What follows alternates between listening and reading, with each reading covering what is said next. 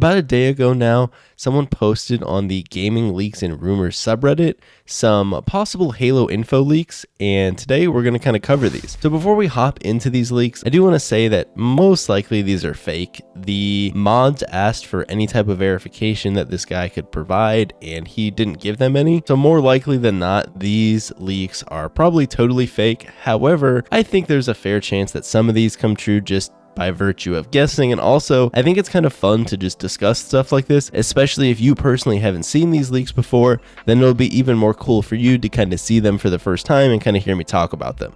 So with that said, let's hop right in. So these were posted about a day ago by a guy with the name of Infinite 2021. Yup.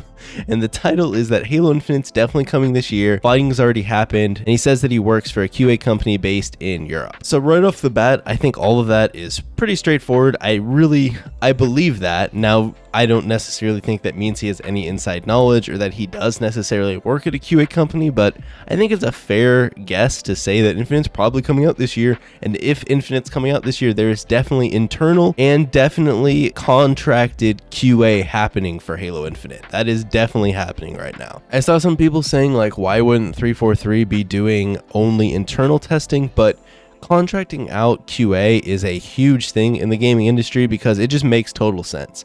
When you're working on a game, your need for QA really ramps up toward the release of the game.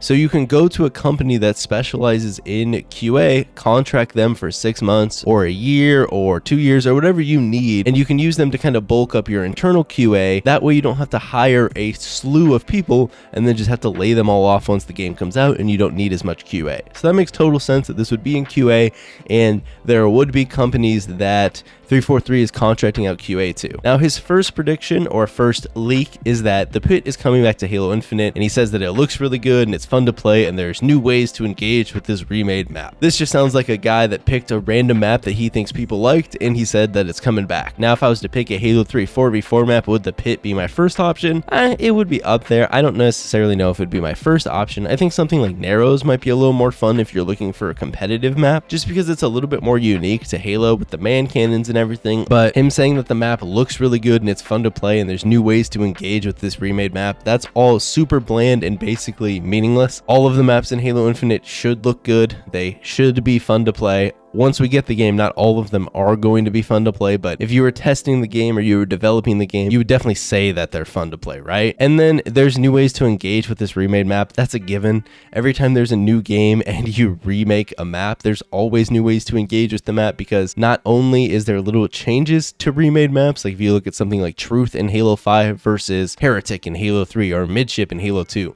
While it's a remake of those maps, it's not exactly the same. Plus, you have all the different mechanics of the newer game. So that always gives you tons of new ways to engage with remade maps. So that's super straightforward. To me, that one's pretty bland. And honestly, as we go through these lists, a lot of them are pretty bland. And that's why, even though this is fake, I do think some of these will come true just by virtue of taking pretty safe guesses. So next up, they've been testing 4v4 competitive modes: Slayer, Capture the Flag, and King of the Hill.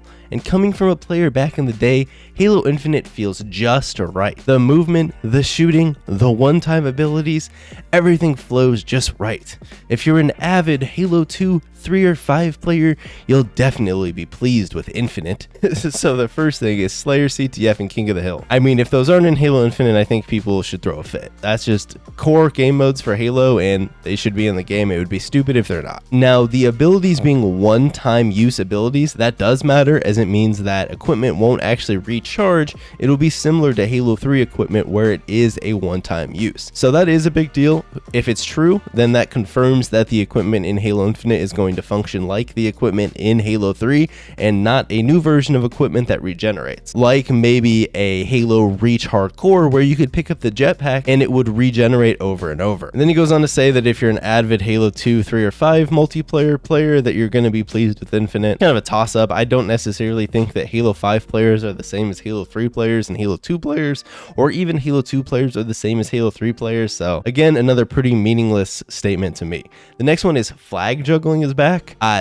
Was it going to be removed? They brought it back in Halo 5, so I have no clue why it would be taken back out in Halo Infinite. This one either seems like he was just trying to hit on something that he knows people hated from Halo 4, or he's confused and thinks that flag juggling wasn't in Halo 5, because you could have a gun out with the flag in Halo 5. However, that doesn't stop people from flag juggling in Halo 5. It was still the fastest way to move the flag across the map, was to juggle it in conjunction with the movement abilities. But while you had the flag out, you did have the Magnum out with it. So next up is that you can pull players towards you using the grapple shot. He goes on to say that you can pull anything on the map and throw to the opponent players, and that he managed to grab the flag using the grapple shot, and you can even shoot the flag against the enemy and you will kill them with it, kind of like the throwing knife in Call of Duty. I'm pretty skeptical about this one. I doubt that you're going to be able to throw the flag at people and one-shot them. That would be really, really weird, or even if it was just a limited amount of damage, it would still be pretty weird in Halo, but I guess anything's up in the air. It is going to be a new game. Now, in the Halo Infinite demo, we already saw that you can pull different items toward you. You can pull things like fusion coils, so we've seen that. There are going to be a lot of different things in the sandbox you can pull to you. I'm pretty sure you'll be able to pull power weapons and whatnot. However, I don't know about pulling actual players toward you. My guess is, if anything, it'll work kind of like Apex Legends, where you can attach the grapple to an enemy, but it won't really pull them to you. It'll more kind of hold them in place and let you kind of swing toward them, kind of like Pathfinder, or even sort of how Doom Eternal does it, where you can grapple or hook onto an enemy and then kind of swing toward them and close the gap that way and do damage. I don't necessarily know if you're going to just be able to like scorpion hook people toward you, because that would be really, really weird in a Halo game. But again, I mean, it is a new Halo game, so they could do it. I think that one's probably a little outlandish. The next thing that he says is new medals are being introduced.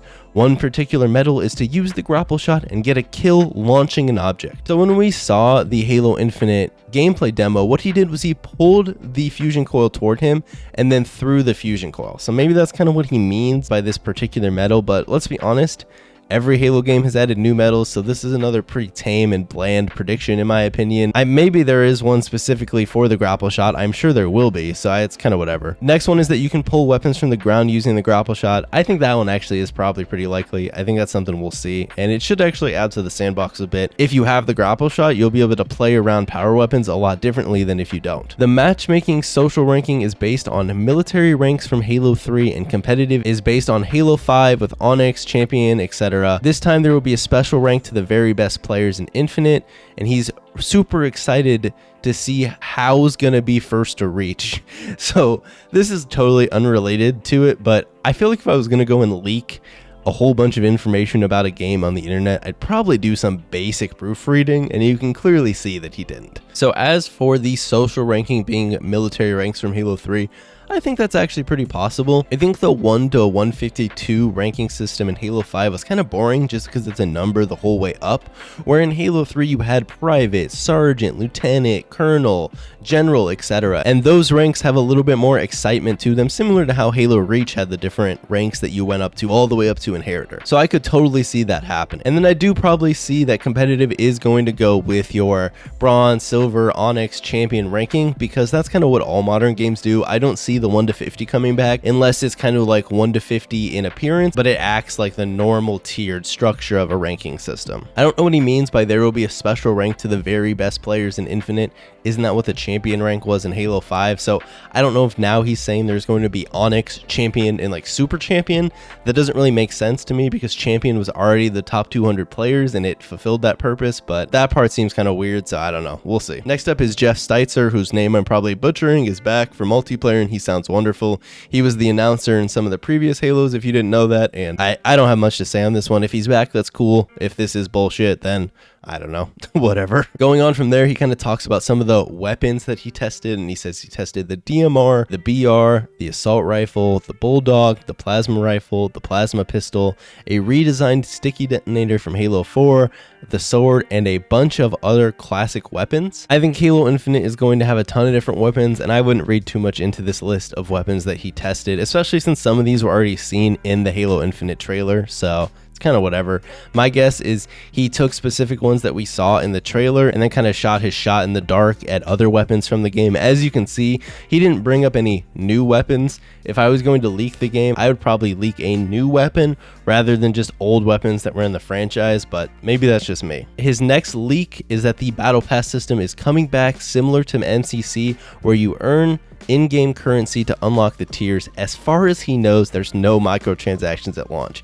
And I'm sorry to break it to you, that is 100% false. There will be microtransactions at launch, and 343 has already basically confirmed this with the armor coding system. So this is just a dumb thing and kind of proves more to the point that this is fake. And lastly, he kind of ends off with 343 has years and years of multiplayer maps, new content, weapons, DLC planned for Infinite. The launch stuff is the beginning of a great Halo journey, and he thinks that we'll be testing even more Infinite content after launch as the company is pleased with their QA testing. I would really hope that 343 has a plan beyond launch, so that's a pretty meaningless and bland statement, so it's kind of whatever. But yeah, that's kind of discussing and analyzing this guy's leaks, which ones I think are actually possible, which ones I think are pretty outlandish, and which ones I think are just pretty bland guesses that most people would probably expect anyways. But anyways, I just want to remind you guys that he was not able to verify any identification through the moderation team, so this is fake. It's definitely fake, but I thought we would go through and talk about it anyways. If you guys enjoyed the video, you know what to do. I stream over on Twitch a few times a week, so come over and follow me over there, and you can also follow me on Twitter. With that said, I'll see you all next time.